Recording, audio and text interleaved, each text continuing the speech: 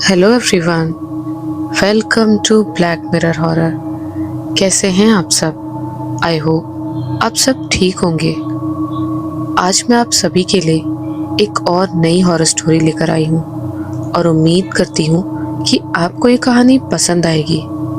कहानी पसंद आए तो इस वीडियो को लाइक और चैनल को सब्सक्राइब ज़रूर कीजिएगा और साथ ही इन कहानियों को ज़्यादा से ज़्यादा शेयर भी कीजिएगा ताकि ऐसी और नई हॉरर स्टोरीज लाने के लिए हमें मोटिवेशन भी मिलती रहे। तो चलिए सुनते हैं हमारी आज की कहानी। कहते हैं जब एक इंसान की मृत्यु अकाल समय में हो जाती है तब उसकी आत्मा मोक्ष पाने के लिए भटकती रहती है। आज की कहानी भी बिल्कुल इसी तरह की है। ये कहानी है गुजरात के एक छोटे से गांव भीलनगढ़ की। भीलनगढ़ एक ऐसा गांव है जहां लोग अक्सर शाम को घर से बाहर निकलने से कतराते थे क्योंकि इस गांव में एक कुआं था। लोग कहते थे इस कुएं में प्रेत आत्मा रहती है, इसलिए शाम के वक्त यहाँ पर किसी का भी गुजरने पर मनाही थी, खास तौर पर किसी कुंवारे लड़के की। भीलनगढ़ में परिवार रहता था जिसमें 4 लोग रहते थे, माँ, बाप और एक बेटा और एक बेटी। माँ का नाम उर्मिला और पिता का नाम भोगीलाल था। ये एक मध्यम वर्ग परिवार था। भोगीलाल एक किसान था जो अपने परिवार का पेट खेती किसानी करके पालता था। उसका बेटा केतन जो कि 21 साल का था, वो भी अपने पिता की मदद खेती किसानी में करता था। साथ में वो पढ़ाई भी करता था। एक दिन केतन रोज की तरह खेत में पानी पलोकर घर वापस आ रहा था। उसे लौटते वक्त देर हो गई क्योंकि वो साइकिल से था और उसकी साइकिल पंचर हो गई थी, जिस कारण केतन को लौटते वक्त देर हो गई। उस रास्ते में वही कुआं पड़ता था। केतन उस कुएं को पार कर आगे बढ़ रहा था, तभी पीछे से उसे किसी के पायल की छन छन की आवाज आने लगी। उस पायल की आवाज को सुन केतन रुक गया। तभी उसे किसी लड़की की प्यारी सी आवाज सुनाई दी, सुनिए। केतन को अक्सर उसकी माँ कहती थी कि कुएं के पीछे से पलटकर मत देखना। केतन को अपनी माँ की बात याद आई और वो आगे बढ़ने लगा। तब उसे फिर से आवाज आई, सुनिए। केतन एक बार फिर रुका और कहा, जी बोलिए। वो लड़की बोली, मुझे यहाँ डर लग रहा है, क्या मैं आपके साथ आ जाऊं? केतन ने ज्यादा सोचा नहीं और कहा, आ जाओ। बोलकर वो आगे चल दिया। केतन को घर पहुंचने तक छन छन की आवाज आ रही थी, लेकिन घर पहुंचने के बाद वो आवाज बंद हो गई।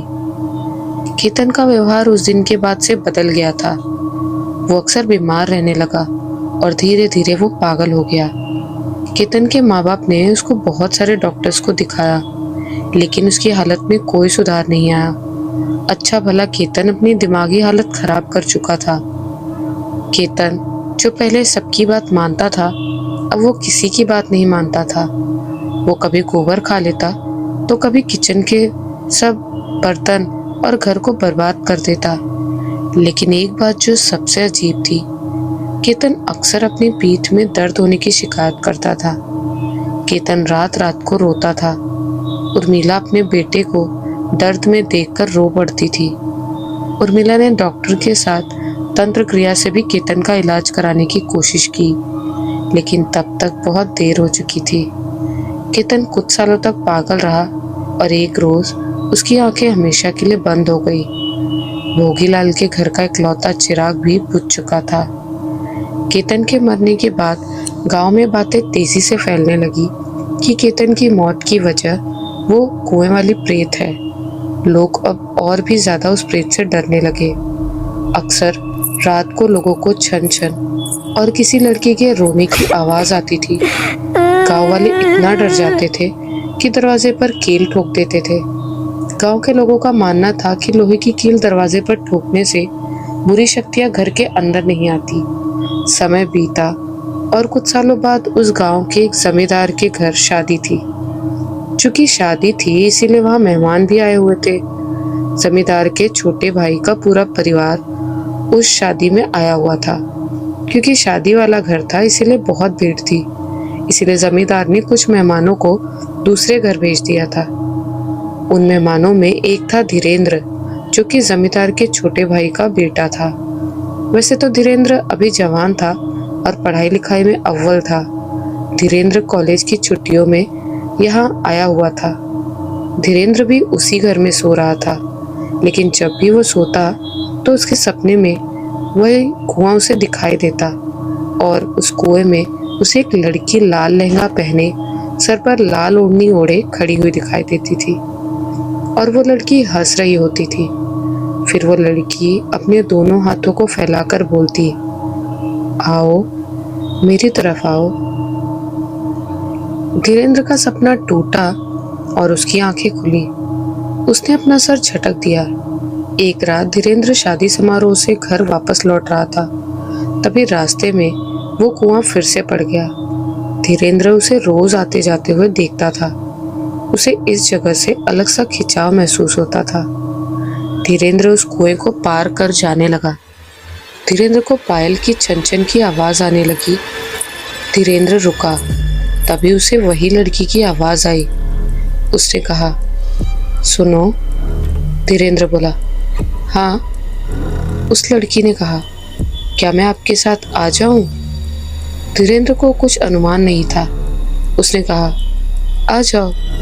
वो लड़की धीरेंद्र के साथ पीछे पीछे उसके घर चली गई, लेकिन धीरेंद्र को वो नहीं दिखी। धीरेंद्र भी अब केतन की तरह बीमार होने लगा था। वो अपने शहर लौट चुका था, लेकिन वो धीरे धीरे पागल हो गया था। धीरेंद्र की मां अनुराधा ने अपने बेटे की ऐसी हालत देखकर घबरा गई और वो तांत्रिक के पास धीरेंद्र को लेकर चली गई। तांत्रिक ने धीरेंद्र को देखा, जो कि बहुत कमजोर लग रहा था। तभी उसकी नजर धीरेंद्र की पीठ पर बैठी उसी लड़की पर गई, जो धीरेंद्र को कुएं के पास मिली थी। उसकी आंखें लाल थी और वो धीरेंद्र को पीठ में चिपकी हुई थी। उसके होठों पर शैतानी मुस्कान थी। तांत्रिक ने कहा, बेटी, तुम्हारे बेटे की पीठ पर मुझे एक प्रेत आत्मा दिख रही है। तुम्हारा बेटा कहीं गया था क्या? अनुराधा हैरान हुई और बोली, हाँ बाबा जी, हम हमारे जेठ के यहाँ शादी में गए थे, भीलनगढ़। जब से वहां से आए हैं मेरा बेटा बीमार रहने लगा है। तांत्रिक ने सर हिलाया और कहा, ये प्रेत आत्मा तुम्हारे बेटे की जान लेना चाहती है। ये प्रेत आत्मा उसी गांव की है। अनुराधा के रोंगटे खड़े हो गए। तब तांत्रिक ने जैसे तैसे कर धीरेंद्र के ऊपर से उस प्रेत आत्मा को तंत्र क्रिया कर भगा दिया, लेकिन उस घर से खतरा टला नहीं था। वो प्रेत आत्मा अब अनुराधा के पति सुधीर को जकड़ ली थी, जिससे सुधीर बीमार रहने लगा था। अनुराधा फिर से उस तांत्रिक के पास गई और रोते हुए अपनी व्यथा सुनाई, क्योंकि तांत्रिक को लगा था ये प्रेत आत्मा कोई आम आत्मा है, इसीलिए उसने सुरक्षा चक्र नहीं बनाया था। लेकिन तांत्रिक गलत था। तांत्रिक ने सारी बातें ध्यान से सुनी और फिर कहा, अपने कुछ शिष्यों को बुलाया और सुधीर को एक जगह बिठाया और अनुराधा को एक जगह बिठाया और फिर हाथ में छड़ी ली और कुछ मंत्र पढ़ते हुए कहा, कौन है? आओ सामने, अनुराधा के शरीर में आओ। अनुराधा, जो कि आराम से बैठी हुई थी, अचानक अनुराधा शांत हो गई और उसके बाल खुल गए और उसके चेहरे के भाव बदल गए। उसकी आंखें बंद थी। वो जोर जोर से हंसने लगी। अनुराधा के अंदर वो आत्मा आ चुकी थी। तांत्रिक ने अनुराधा को छड़ी मारते हुए कहा, तू इनके पीछे क्यों पड़ी है? जा क्यों नहीं रही? अनुराधा के अंदर समाहित आत्मा ने हंसते हुए कहा, मैं नहीं जाऊंगी, मैं इन सब के वंश को खत्म कर दूंगी। ये सुन सुधीर हैरान हो गया। तांत्रिक ने कहा, तू इनके पीछे क्यों पड़ी है? इन लोगों ने तेरा क्या बिगाड़ा है? तब अनुराधा जोर से चिल्लाते हुए कहती है, बिगाड़ा? मारा है मुझे सुधीर के बाप ने, तो मैं क्यों छोड़ूंगी? मैं भी मारूंगी सबको। सुधीर घबरा कर बोला, लेकिन मेरे पिता वो ऐसे आदमी नहीं थे, वो किसी को नहीं मार सकते। जिस पर वो प्रेत आत्मा कड़वी मुस्कान लिए बोली, बाप जवानी के दिन में क्या गुल खिलाता है ये बेटे को नहीं पता होता। तब तांत्रिक ने लोहे की कील जैसी दिखने वाली वस्तु ली और अपने शिष्यों को देखा। उसके शिष्यों ने तुरंत अनुराधा के एक एक बाजुओं को पकड़ा तांत्रिक ने उसके सर पर वो लोहे की कील रखी, जिससे अनुराधा फड़फड़ाने लगी। तांत्रिक ने कहा, बता कौन है तू और क्यों परेशान कर रही है। तब अनुराधा के अंदर समाहित आत्मा ने रोते हुए कहा, मेरा नाम मृदुला है। मैं बेलनगढ़ में 55 साल पहले रहती थी। उस वक्त मैं 16 साल की थी। मेरे माँ बापू गरीब थे। वो किसानी करके घर चलाते थे। मैं दिखने में सुंदर थी और बहुत मासूम भी। मैं रोज पानी भरने के लिए गांव के कुएं पे जाती थी। उस वक्त सुधीर के पिता मोहन भाई मुझे आते जाते देखते थे। एक दिन जब मैं पानी भर के वापस जा रही थी, तब मोहन भाई ने मुझे रोका और बात करने लगा। मोहन भाई गांव की लड़कियों में बहुत लोकप्रिय था। मैं भागकर घर आ गई। उस दिन के बाद से मोहन भाई मुझे आने जाने पर रोकने लगा और मुझसे बातें करने लगा। धीरे धीरे मुझे भी मोहन भाई पसंद आ गया। मैं मोहन भाई से चुपके चुपके मिलने लगी। मैं मोहन भाई को सच्चे दिल से चाहने लगी थी, इसीलिए मैंने प्यार में सारी सीमाएं लांघी। मोहन भाई ने मुझसे शादी का वादा किया था, इसीलिए मैं मेरे माँ बापू से रिश्ते के लिए मना करती थी। कुछ वक्त बाद मोहन भाई और मेरा मिलना जुलना कम हो गया, क्योंकि मोहन भाई शहर चला गया था। उसी वक्त मुझे पता चला मैं पेट से हूँ। मैंने मोहन भाई का बहुत इंतजार किया, लेकिन वो नहीं आया। मोहन भाई हमारे गांव के जमींदार का बेटा था। मैं मोहन भाई के घर गई और ये बात उनकी माँ राधा बाई को बताया। तब उन्होंने कहा कि मैं ये बात किसी को भी ना बताऊं, क्योंकि अगर ये बात गांव में फैली तो दोनों परिवार की बदनामी होगी। फिर उन्होंने मुझे आश्वासन दिया कि वो मेरी शादी मोहन भाई से करवा देंगी। मोहन भाई एक हफ्ते बाद आएगा। तब मैं बहुत खुश हुई और अपने घर चली गई। इसी तरह एक हफ्ते बीत गए, लेकिन मोहन भाई नहीं आया, न ही राधा भाई की खबर आई। इसलिए मैं उनसे मिलने फिर गई। तब राधा भाई ने कहा, आज रात को मोहन भाई आ जाएगा, तुम उसी वक्त तैयार होकर आना, हम आज ही शादी करा देंगे। मेरी खुशी का ठिकाना न रहा और मैं रात होने का इंतजार करने लगी। जब रात हुई तो मैं तैयार होकर मोहन भाई के घर हवेली चली गई। तब राधा भाई ने मेरे पीछे देखते हुए कहा, तूने किसी को बताया तो नहीं ना? मैं बहुत मासूम थी और अपने प्रेम के लिए वफादार थी। मैंने कहा, नहीं, मैंने किसी को नहीं बताया। राधा बाई मुस्कुराई और वो मुझे हवेली के पीछे ले गई, जहाँ कोई नहीं था। राधा बाई मुझे थोड़ा अजीब लगी, लेकिन जब तक मैं समझ पाती, राधा बाई ने धारदार खंजर निकालकर मेरे पीठ में घोंप दिया। मेरी आंखें बड़ी हो गई। राधा बाई ने फिर से वो खंजर मेरे पेट में घोंपा और राधा बाई ने जहरीली हंसी के साथ कहा, तुझ जैसी छोटे जात की लड़की हमारे घर की बहू कभी नहीं बन सकती, और तू मेरे घर का चिराग अपने पेट में लिए घूम रही है। कहकर राधा बाई ने मेरे पेट से खंजर निकालकर दोबारा फिर से घोंप दिया। राधा बाई ने मुझ पर कई बार वार किया। मेरी मौत वहीं हो गई। फिर उन्होंने मुझे मारकर उसी कुएं में फेंक दिया जहां मैं पानी भरने जाती थी। तब से मैं उस जगह पर भटक रही हूँ और अपने बदले की आग में सबको मार रही हूँ। मैं किसी को नहीं छोड़ूंगी। मृदुला की बात सुनकर सुधीर को बहुत बुरा लगा था। तांत्रिक ने कहा, छोड़ के चली जाए इन लोगों को, ये लोग मासूम हैं। मृदुला बोली, नहीं, मैं नहीं जाऊंगी, मैं सबको मार डालूंगी। जिस पर तांत्रिक ने तंत्र मंत्र किए नींबू काटकर उसके सर पर डाला और उसके माथे पर लगाया और बोला, चली जाए यहाँ से। अनुराधा छटपटाने लगी और अचानक वो बेहोश हो गई। कुछ देर बाद वो होश में आई तो तांत्रिक ने कहा, तुम्हारे घर से समस्या टली नहीं है, इस आत्मा को उस कुएं पर ही बांधना होगा, वरना ये किसी को नहीं छोड़ेगी। सुधीर ने हाँ कहा और अनुराधा को लेकर चला गया। फिर अगले दिन सुधीर तांत्रिक के साथ उसके गांव गया। वहां पर उन्होंने उस कुएं पर तंत्र मंत्र किए, जिससे मृदुला की आत्मा उस कुएं के अंदर आ गई। फिर तांत्रिक ने सुरक्षा कवच उस कुएं में बांधा और उस कुएं को मिट्टी डालकर बंद कर दिया। अब वो आत्मा उस कुएं में बंद हो चुकी थी। तो ये थी हमारी पहली कहानी। आइए सुनते हैं हमारी दूसरी कहानी, काला जादू। जिसे अंग्रेजी में ब्लैक मैजिक भी कहते हैं। वैसे तो लोग मानते हैं कि काला जादू एक अंधविश्वास है, लेकिन कई लोग इस पर बहुत विश्वास करते हैं। ये कहानी भी काले जादू पर ही आधारित है। ये कहानी है छत्तीसगढ़ के एक गांव धरसीवा की। इस गांव में एक परिवार रहता था जो कि मध्यम वर्गीय परिवार था। इस परिवार की बड़ी बहू कुमुद थी। वैसे तो कुमुद घर की बड़ी बहू थी, लेकिन उसके ससुराल में उसका कोई सम्मान नहीं था। कुमुद के 2 बच्चे थे, एक बेटी आरती और एक बेटा मोहित। दोनों बच्चे कुमुद से ज्यादा उसकी देवरानी कविता के साथ नजदीक थे, जिस कारण कुमुद को अपनी देवरानी कविता से बेहद ईर्ष्या होती थी। इसीलिए वो अक्सर परिवार में कलह करती थी। कुमुद की नफरत दिन ब दिन बढ़ती जा रही थी। इसका सबसे बड़ा कारण थी कुमुद की माँ भानवती। जब भी कुमुद का परिवार में झगड़ा हो जाता तो वह कुछ दिनों के लिए मायके चली जाती। वहाँ भानवती कुमुद के कान भरती और उससे उसके ससुराल वालों के खिलाफ भड़काती।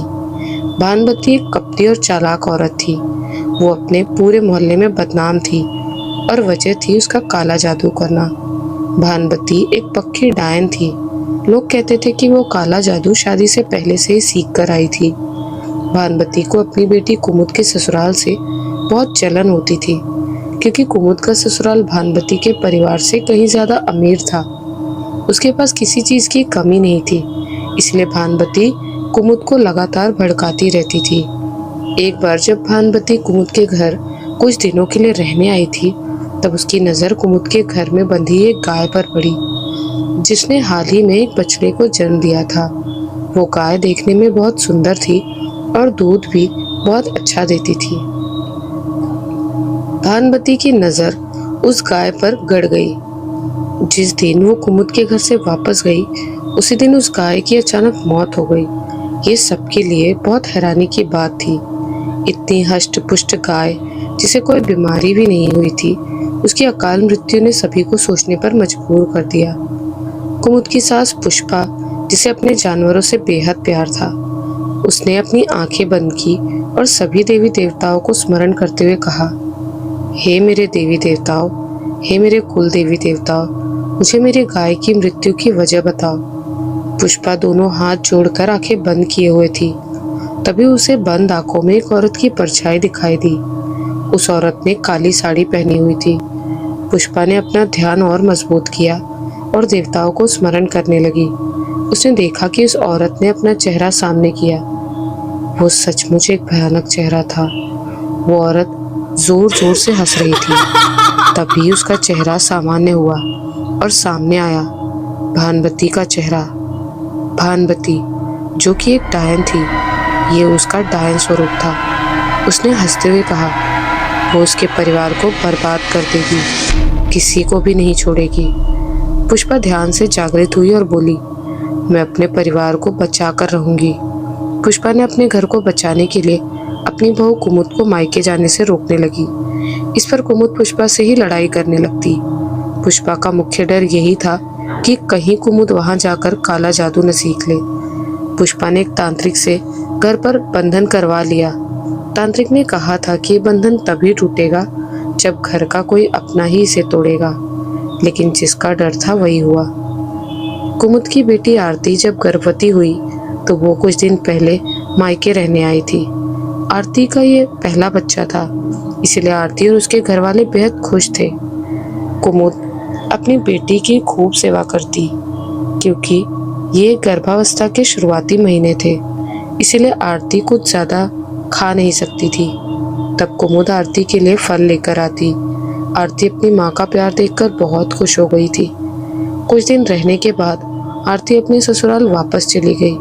उसी वक्त एक दिन आरती अपने पति के साथ सोनोग्राफी टेस्ट करवाने गई। वहां डॉक्टर ने आरती को बेड पर लिटाकर उसके पेट पर जेल लगाकर अल्ट्रासाउंड मशीन से बच्चे की जांच करने लगे। लेकिन डॉक्टर बार बार आरती के पेट को चेक कर रही थी। डॉक्टर के चेहरे के भाव बदलने लगे। उसने आरती की नब्ज चेक की, फिर पेट चेक किया। डॉक्टर का चेहरा फिर से गंभीर हो गया। ये देख आरती ने पूछा, क्या हुआ डॉक्टर, सब ठीक है ना? डॉक्टर ने स्क्रीन की तरफ इशारा करते हुए कहा, पता नहीं, लेकिन मुझे कुछ समझ नहीं आ रहा। आपके पेट में बच्चा ही नहीं दिखाई दे रहा। ये सुनकर आरती और उसका पति हैरान रह गए। डॉक्टर ने सलाह दी कि शायद मशीन में कोई खराबी है, इसीलिए वे दूसरी जगह टेस्ट करवाए। आरती ने उस अस्पताल से निकलकर दूसरी और तीसरी जगह भी चेक करवाया। रिपोर्ट हर जगह एक जैसी ही थी। उसके पेट में बच्चा ही नहीं था, जबकि आरती स्पष्ट रूप से गर्भवती थी। डॉक्टर ने 10 दिन के अंदर गर्भपात कराने की सलाह दी, क्योंकि यह आरती की जान के लिए भी जोखिम भरा था।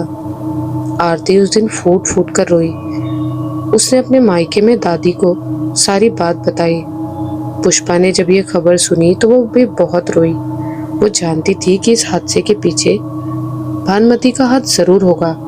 इसीलिए वो शाम को कमरे में ध्यान पर बैठी और फिर से देवी देवताओं को स्मरण करने लगी। कुछ देर बाद उसे वही काली परछाई दिखाई देने लगी। वो भानुमति की थी, लेकिन इस बार उसके पीछे एक और काली परछाई थी। दोनों जोर जोर से हंस रही थी। पुष्पा ने दोनों हाथ जोड़कर ध्यान और मजबूत किया। वो जानना चाहती थी कि पीछे वाली परछाई किसकी है। पुष्पा ने देखा कि पीछे वाली परछाई बहुत खतरनाक और डरावनी थी। तभी भानुमति ने हंसते हुए कहा, बेटी अपना चेहरा तो दिखा। तब पीछे वाली परछाई ने हंसते हुए कहा, नहीं, मैं नहीं दिखाऊंगी। कहकर वो भानुमति के पीछे से झांकने लगी और अचानक भानुमति के सामने आ गई। उसका चेहरा देखकर पुष्पा के पैरों तले जमीन खिसक गई। वो और कोई नहीं, स्वयं कुमुद थी। भानुमति ने हंसते हुए कहा, तू मुझे अपने परिवार से दूर रखती थी ना, अब देख, तेरी बहू को मैंने डायन बना दिया। और इसका पहला शिकार कौन है तुझे पता है? तेरा अपना नवासा। पुष्पा के हाथ पांव कांप गए। उसकी आंखों से आंसू छलक पड़े। आज उसने घोर कलयुग देख लिया था, जहाँ एक माँ ने अपनी बेटी की औलाद को उसे छीन लिया था। दोनों बहुत जोर जोर से हंस रही थी। पुष्पा ये सब सह न सकी और उसने ध्यान खोल दिया। पुष्पा ने परिवार को बचाने के लिए फिर से उसी तांत्रिक का सहारा लिया। तांत्रिक ने बताया कि घर का बंधन यानी सुरक्षा कवच टूट चुका है और इसे तोड़ने वाली कोई और नहीं, स्वयं कुमुद ही है। पुष्पा उस तांत्रिक के साथ मिलकर घर को फिर से सुरक्षित करने की कोशिश करने लगी, लेकिन ये इतना आसान नहीं था। भानुमति एक पक्की डायन थी और अब कुमुद भी उसके साथ थी, इसलिए तांत्रिक ज्यादा कुछ नहीं कर पाते थे। भानुमति को अब जरूरत पड़ती जब भी तब वो बाकी डायनों को भी अपने साथ ले लेती। कुमुद का बेटा मोहित पढ़ाई में बहुत अच्छा था। वो अपनी क्लास में अव्वल आता था। परिवार वाले उस पर बहुत नाज करते थे, लेकिन जब वो कॉलेज में सेकेंड ईयर में था तब मोहित की तबीयत बिगड़ने लगी और वो पागल हो गया। जो लड़का पढ़ाई में इतना होशियार था वो अब चीजें भूलने लगा, पागलों जैसी हरकतें करने लगा। कभी गोबर खा लेता तो कभी अपनी मार्कशीट फाड़ देता। सबसे ज्यादा गुस्सा वो किताबों पर निकालता। उसकी हरकतों में लगता था जैसे उसे किताबों से सख्त नफरत हो गई हो। मोहित की इस दशा को देखकर कविता और पुष्पा रो पड़े। बाकी घर वाले भी बहुत परेशान हो गए। इसमें कोई शक नहीं था कि मोहित के पागल होने का कारण कुमुद ही थी। डायन कभी किसी की सगी नहीं होती, वो अपनी औलाद की भी नहीं होती। अपने पोते की ऐसी हालत पुष्पा से देखी नहीं गई। उसने मोहित को अस्पताल ले जाने के बहाने उसे अपने साथ लखनपुरी ले गई। ये एक ऐसी जगह थी जहाँ तंत्र मंत्र से ग्रस्त लोगों का इलाज होता था। ये जगह बहुत अजीब थी, लेकिन उतनी ही सुरक्षित भी। जंगल के बीच बसी थी। किसी को पेड़ से जंजीरों से बांध देते, किसी को रोज दवा पिलाते। यहाँ एक तालाब था जिसमें स्नान करवाकर सारी बलाओं को जलाया जाता था। मोहित को लेकर पुष्पा यहीं रहने लगी। यहाँ के गुरु मोहित का इलाज करने लगे। मोहित का स्वभाव थोड़ा थोड़ा बदलने भी लगा, लेकिन एक रात जब मोहित सोया हुआ था तब उसके सपने में उसे वही दो परछाइयां दिखाई देने लगी, कुमुद और भानुमति की। वे दोनों मोहित को अपने साथ ले जाने लगी। मोहित जोर से चीखा और जाने से चटपटाने लगा। उसकी आवाज सुनकर बाकी सब लोग जाग गए। मोहित घबराते हुए बोलने लगा, वे लोग मुझे ले जाएंगी, मुझे नहीं जाना। यहाँ के गुरु ने मोहित से पूछा, कौन ले जाएगा? मोहित ने पेड़ की तरफ इशारा करते हुए कहा, वो दोनों। गुरु ने पेड़ की तरफ देखा, वहां कोई नहीं था। गुरु ने मोहित को डांटकर सुला दिया। मोहित फिर बिस्तर पर लेटकर आंखें बंद की और उसे फिर वही परछाइयां हंसती हुई दिखाई देने लगी। मोहित कांप रहा था। उसने गुरु का हाथ कसकर पकड़ लिया। भानुमति और कुमुद दोनों के बाल खुले थे, चेहरा भयानक था। दोनों काली साड़ी पहने हुए थी और मोहित को परेशान कर रही थी। तभी भानुमति और कुमुद ने उस पूरी जगह को सफेद रंग के धागे से बांधना शुरू कर दिया। मोहित जो ये सब देख रहा था वो फिर चीखा, लेकिन किसी ने उसकी बात नहीं सुनी। वो धागा अभी मंत्रित था, जो काली शक्तियों से बना था। ये भानुमति का हथियार था, जिससे वो मोहित को कभी ठीक नहीं होने देना चाहती थी। जब सुबह हुई तब सबने उन सफेद धागों को पेड़ों से बंधा हुआ पाया, जो चारों तरफ से उस जगह को जकड़ चुके थे। खतरा अब सिर्फ मोहित को नहीं, बल्कि वहां रह रहे सभी लोगों को था। गुरु ने जब वो धागा देखा तो उन्हें मोहित की बात याद आ गई। उन्हें समझते देर नहीं लगी कि ये किसकी चाल है। तब वहां रह रही 3 कुंवारी लड़कियों ने ध्यान करना शुरू किया। तीनों ने हाथ जोड़कर दोनों हथेलियों की एक एक उंगली आपस में जोड़कर ध्यान लगाया। पलक झपकते ही सारे धागे एक साथ टूटकर जमीन पर गिर गए। उन तीनों लड़कियों के बाल खुल गए थे और उनकी सांसें तेज चल रही थी। मोहित का इलाज लखनपुरी में लगभग 6 महीने तक चला। जब मोहित पूरी तरह ठीक हो गया तब वो वापस अपने घर चला गया, लेकिन मोहित अब अपनी माँ से दूर रहने लगा। उसे अपनी माँ से नफरत हो गई थी। तो वहीं भानुमति की चालें रुकी नहीं। भानुमति इतनी गिर चुकी थी कि उसने अपनी बहू दिव्या को भी नहीं छोड़ा। दिव्या अपनी घर की बड़ी बहू थी, लेकिन भानुमति उसे बिल्कुल पसंद नहीं करती थी, इसलिए वो उस पर छोटे मोटे काले जादू करती थी। लेकिन एक दिन जब दोनों में बहस हुई तब भानुमति ने तंत्र क्रिया करके दिव्या को बिस्तर पर सुला दिया। दिव्या बिस्तर से उठ भी नहीं पाती थी। भानुमति ने उसे इतना अधमरा कर दिया था। दिव्या के पति ने उसे बड़े से बड़े अस्पताल में ले गए, लेकिन दिव्या की हालत बद से बदतर होती चली गई थी। और फिर एक रात जब दिव्या सोई हुई थी तभी उसकी सांसें उखड़ने लगी, उसके मुंह से लार टपकने लगी। दिव्या तड़पते हुए एक तरफ देख रही थी जहां भानुमति की काली परछाई खड़ी थी, बेहद भयानक। कुछ ही देर में दिव्या ने दम तोड़ दिया और भानुमति का काम पूरा हो गया। भानुमति बहुत खुश थी, लेकिन ये बात भानुमति के बेटे अभिनव से सहन नहीं हुई। उसे समझ नहीं आ रहा था कि जब उसकी बीवी की सभी रिपोर्ट्स नॉर्मल थी तो उसकी मौत कैसे हो गई। तब किसी ने अभिनव से कहा कि इन सब के पीछे तुम्हारी माँ का हाथ है। अभिनव ने इस बात से साफ इनकार कर दिया। तब एक आदमी ने कहा, वो शमशान घाट में रोज रात को क्या करने जाती है, एक बार देख लेना। अभिनव को अपनी माँ पर पूरा विश्वास था, लेकिन मन की शांति के लिए वो एक बार देखना चाहता था। जब रात हुई भानुमति घर से निकली तो अभिनव चुपके से उसका पीछा करने लगा। उसने देखा कि भानुमति शमशान घाट चली गई। वहां भानुमति ने गोल चक्र बनाकर तंत्र क्रिया शुरू कर दी। इस वक्त वो अपने असली डायन रूप में थी। अभिनव ने जब ये देखा तो उसके पैरों तले जमीन खिसक गई। उसे अपनी बीवी का रोता और तड़पता हुआ चेहरा याद आ गया। उसने पास पड़ा लोहे का रॉड उठाया और भानुमति को पीट पीट कर मार डाला। तो इस तरह से भानुमति और उसके काले जादू का अंत हो गया।